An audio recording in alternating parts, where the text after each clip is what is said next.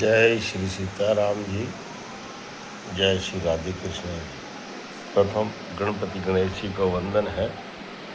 कल भी सुंदरकांड से मैंने कुछ आपको चौपाइयाँ और उपाय बताए थे।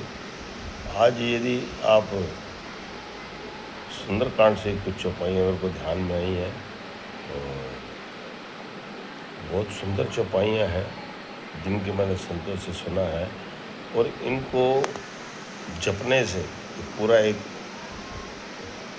5, 7, 10 चौपाइयाँ हैं।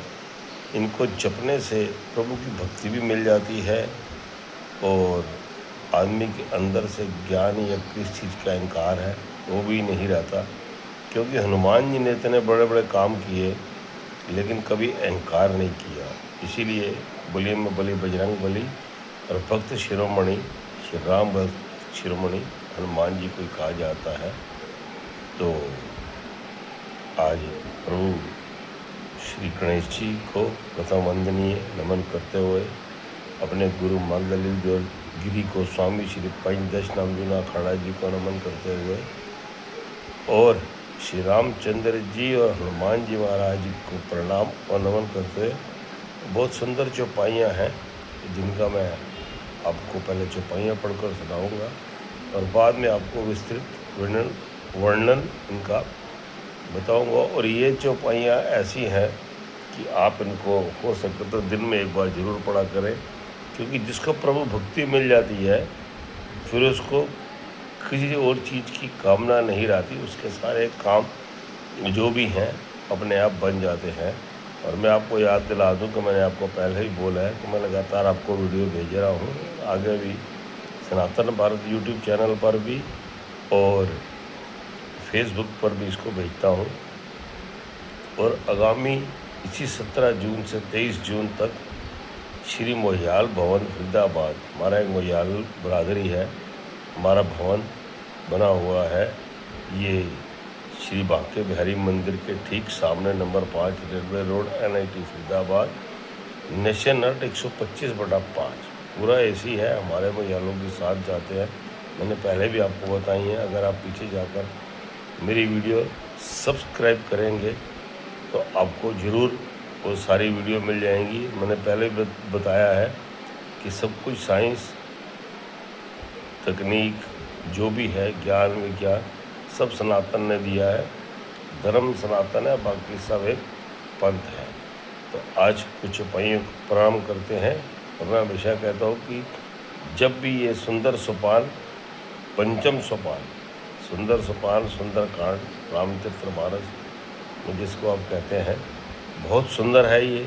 और एक यही ऐसा है कि ना भागवत में, ना शिव महापुराण में, ना किसी और वेद शास्त्र ग्रंथ में सुंदर नाम आया हो। सुंदर सुंदर क्योंकि हनुमान जी का प्रसंग है और घमंड रहित भक्ति है। सारे कार्य किए, लक्ष्मण जी को बचाया, माँ सीता का पता लगाया, राम लक्ष्मण जी को अहिरावण से छुड़ा कर ले आए, नागपाश से मुक्त कराया, लेकिन कभी घमंड नहीं किया, माता सीता जी का पता लगाया। तो इसीलिए कहते हैं कि अहंकार नहीं होना चाहिए।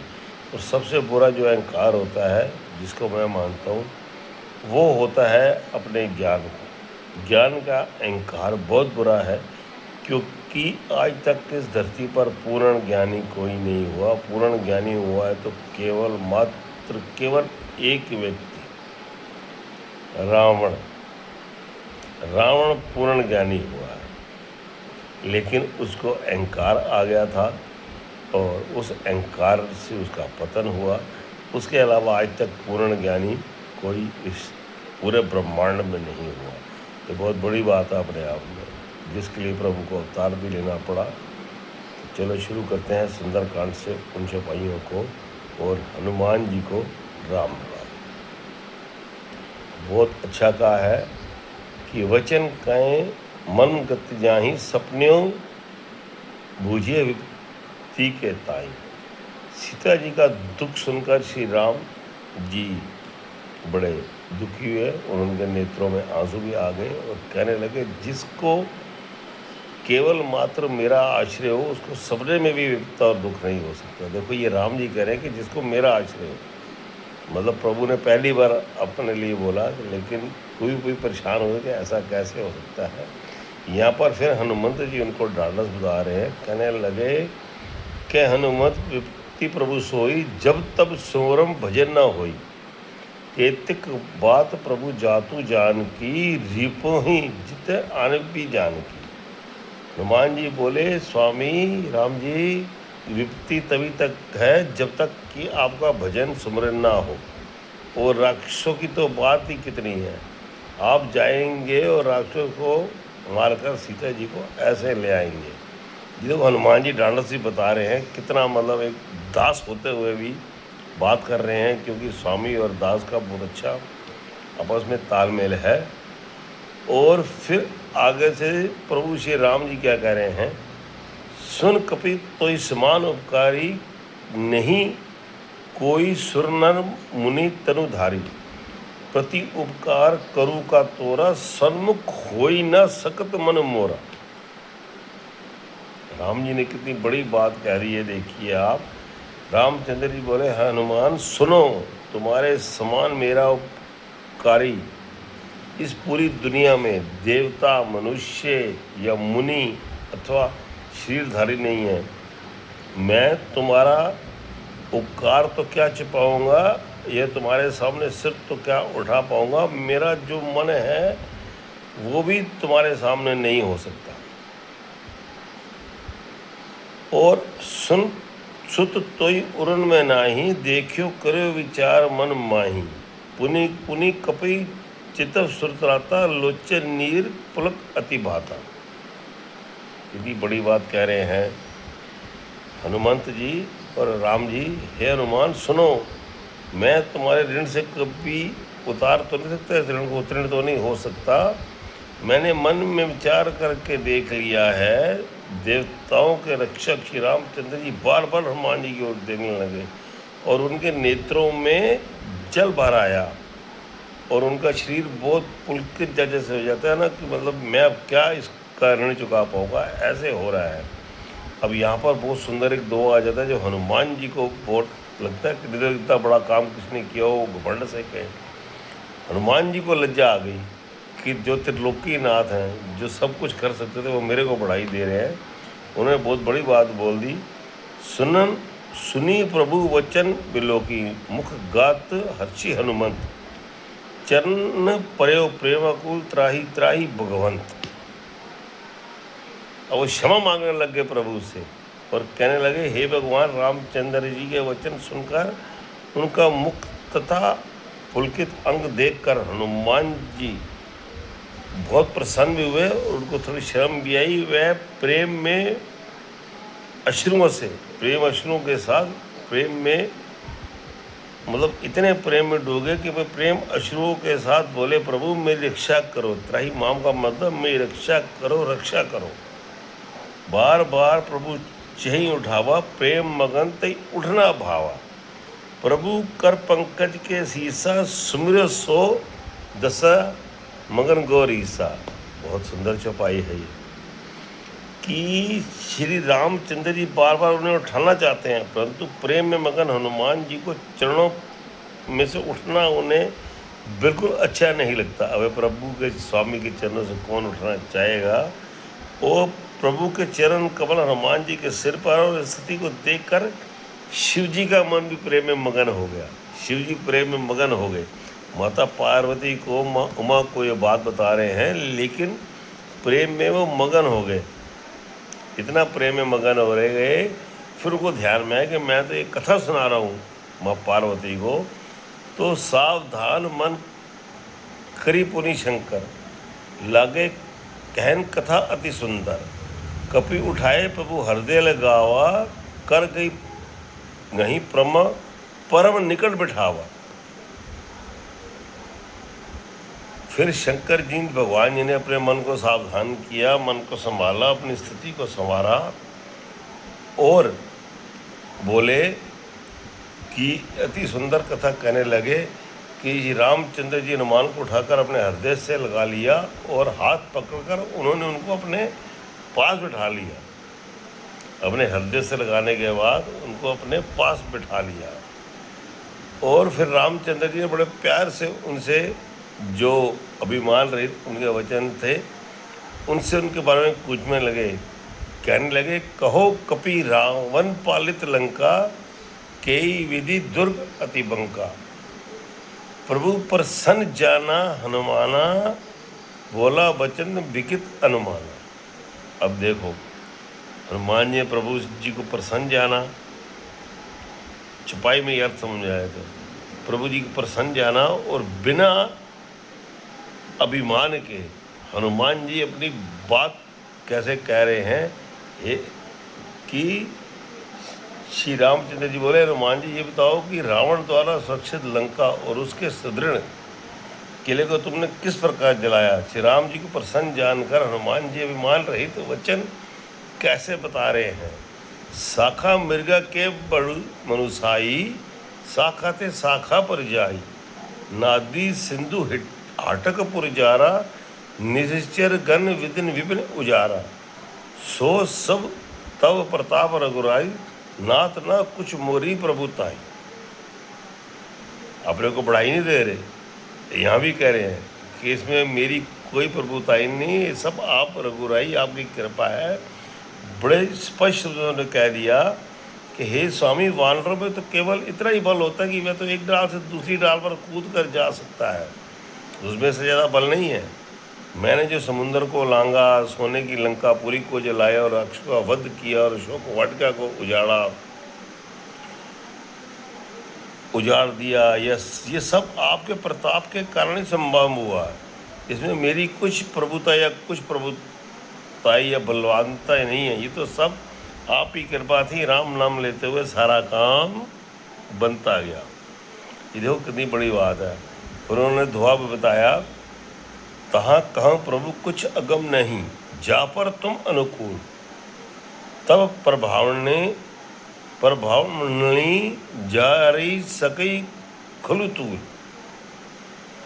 हे प्रभु, जिस पर आप प्रसन्न हो उसके लिए कुछ भी कठिन नहीं है। आपके प्रताप से कोई भी बड़े से बड़े वन को, बड़े से बड़े बाग को, बड़े से बड़े जंगल को जला सकती है। तो सब आपकी कृपा है। अब कहने लगे, प्रभु कुछ मांग कह रहे हैं। देखो, मांग भी रहे हैं तो क्या मांग रहे हैं। मैंने इसलिए कहा है कि जो इस चीज़ को मांग लेगा उसको फिर कभी किसी से दुनिया में कुछ चीज़ की जरूरत नहीं है। नाथ भक्ति अति सुखदायिनी, देहु कृपा करो अन्न पायनी, सुनी प्रभु परम सरल कपिवानी, एव मस्तु तब क्यों भवानी। भवानी क्यों भवानी, ये माँ भवानी को भोलेनाथ जी बता रहे हैं। अब बात कह रहे हैं कि हे स्वामी, कृपा पूर्वक मुझे अत्यंत सुख प्रदान करने वाली अपनी भक्ति प्रदान कीजिए। शिव जी बोले, हे पार्वती, हनुमान जी की अत्यंत सरल वाणी सुनकर प्रभु श्री रामचंद्र जी ने एव मस्तु ऐसा ही हो कह दिया, और उनको प्रभु की भक्ति हमेशा के लिए मिल गई। और श्री राम हनुमान जी का हमेशा के लिए जोड़ी बन गई। और उमा राम स्वभाव जय जाना, ताही भजनु तजी भावना आना, ये स्वाद जसु उर आवा, रघुपति चरण भक्ति सोई पावा। देखो कितनी बड़ी बात और कितनी चुपाई का कितना गहरा मतलब है।